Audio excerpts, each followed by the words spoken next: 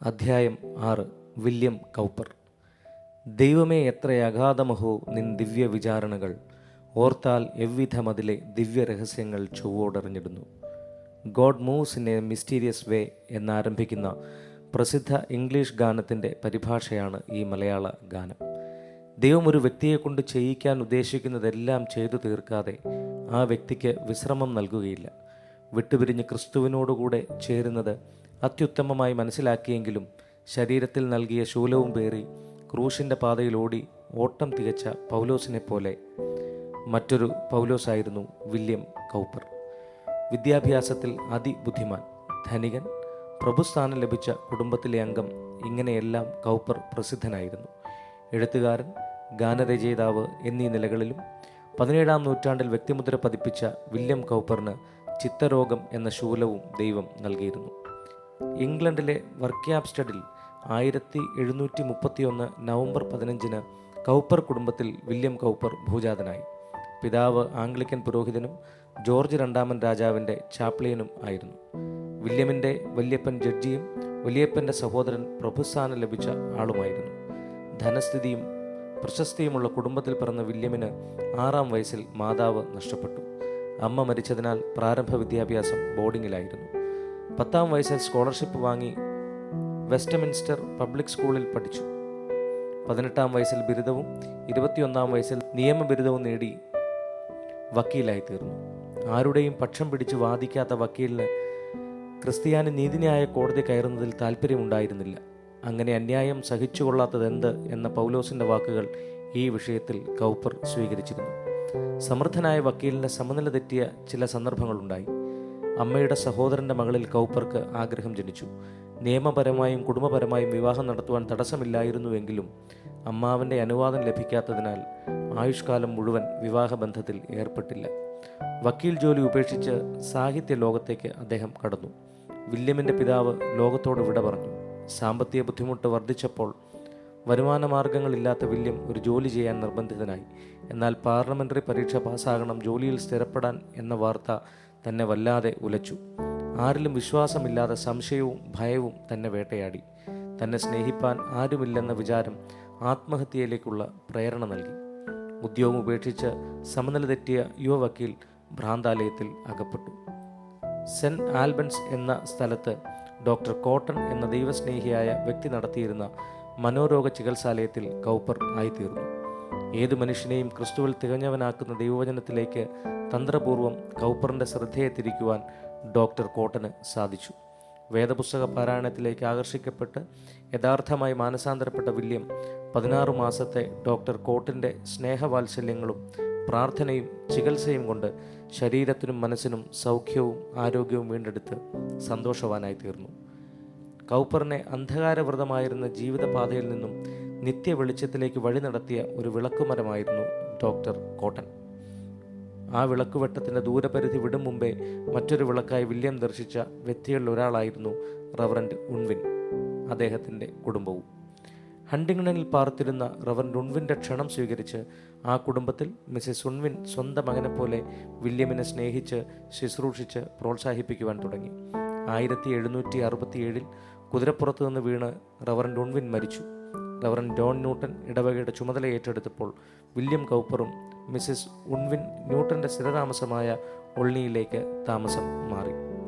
നല്ല പാട്ടുകാരനും ആംഗ്ലിക്കൻ സഭയിലെ സമുന്നത നേതാവുമായിരുന്ന ന്യൂട്ടനോടുകൂടെ രോഗികളെയും പാവപ്പെട്ടവരെയും സന്ദർശിക്കുവാനും അവരുടെ ദൈനംദിന ജീവിത പ്രശ്നങ്ങളെ പഠിക്കുവാനും വില്യം കൗപ്പറിന് സാധിച്ചു.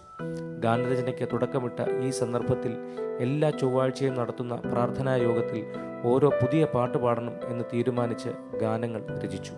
1779 ഔൾണി ഹിൽസ് എന്ന പേരിൽ 347 പാട്ടുകളടങ്ങിയ പാട്ടുപുസ്തകം പ്രസിദ്ധമാക്കി. അതിൽ 68 ഗാനങ്ങൾ വില്യമിൻ്റേതായിരുന്നു. ധാരാളം കവിതകളും ചില ഗ്രന്ഥങ്ങളും രചിച്ച മഹാനുഭാവൻ്റെ ആത്മകഥയാണ് കേൾക്ക എൻ്റെ ആത്മാവേ, യേശു മനസ്സലിഞ്ഞു ചോദിക്കുന്നു. എൻ്റെ സ്നേഹമേതുമില്ല എങ്കിലും കൃപയാലതിനെ നീ വർദ്ധിപ്പിക്കുമാറാക്ക എന്ന പ്രാർത്ഥനയിൽ അവസാനിക്കുന്ന ഗാനം. 1774 മാനസിക വിഭ്രാന്തിയിൽ തെംസ് നദിക്ക് കുറുകെയുള്ള പാലത്തിൽ നിന്നും താഴേക്ക് ചാടി ആത്മഹത്യ ചെയ്യുവാൻ തീരുമാനിച്ച് ഒരു കുതിരവണ്ടിയിൽ യാത്ര ചെയ്തു. അവസാന യാത്രയാണ് എന്ന് താൻ കരുതിയെങ്കിലും കടുത്ത മൂടൽമഞ്ഞിൽ അനേക മണിക്കൂർ യാത്ര ചെയ്ത് ഒടുവിൽ വീട്ടുപടിക്കൽ തന്നെ എത്തിച്ചേർന്നു. ഇത് ദൈവത്തിൻ്റെ ദിവ്യമായ വിചാരണയാൽ സംഭവിച്ചതാണെന്ന് ബോധ്യമായ കൗപ്പർ അഗാധമായ ദൈവസ്നേഹവും കരുണയും ഗാഠമായി ചിന്തിച്ചു. ആ ചിന്തയാണ് ഈ ഗാനമായി പിറക്കുവാൻ ഇടയായത്. ദൈവമേ, എത്ര അഗാധമഹോ നിൻ ദിവ്യ വിചാരണകൾ.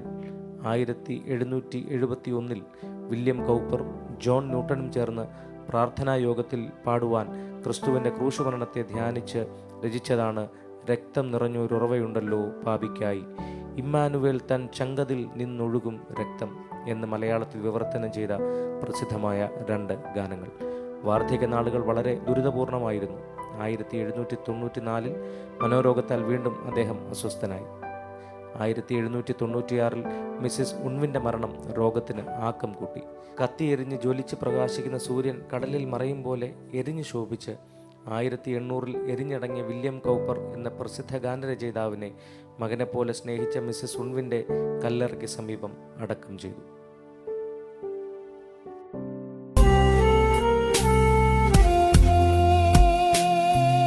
ഇമ്മാനുവേൽ തൻ ചങ്കതിൽ നിന്നൊഴുകും രക്തം പാപക്കറ നീക്കുമതിൽ മുങ്ങിത്തീർന്നാലാരും.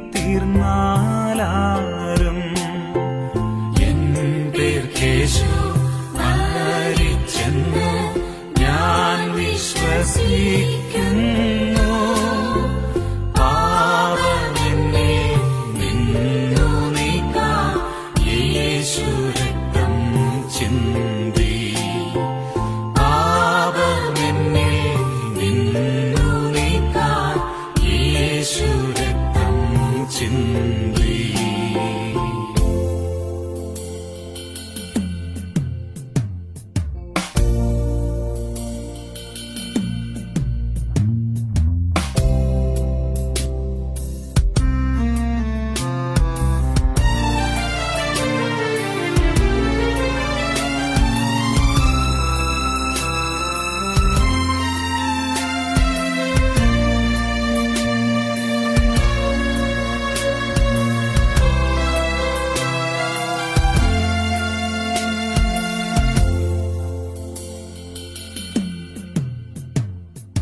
കള്ളൻ ക്രൂശിൽ പാപശാന്തി കണ്ടീ ഉറവയിൽ അവനെപ്പോൽ ഞാനും ദോഷി കണ്ടൻ പ്രതിശാന്തി. എന്റെ കേശു മരിച്ചെന്ന് ഞാൻ വിശ്വസിക്കുന്നു.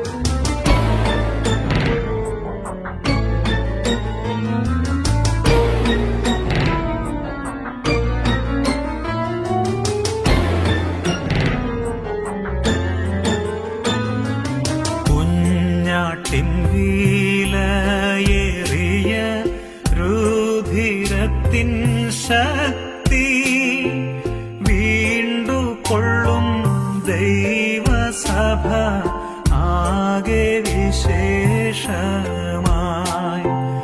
എന്റെ യേശു മരിച്ചെന്ന് ഞാൻ വിശ്വസിക്കുന്നു.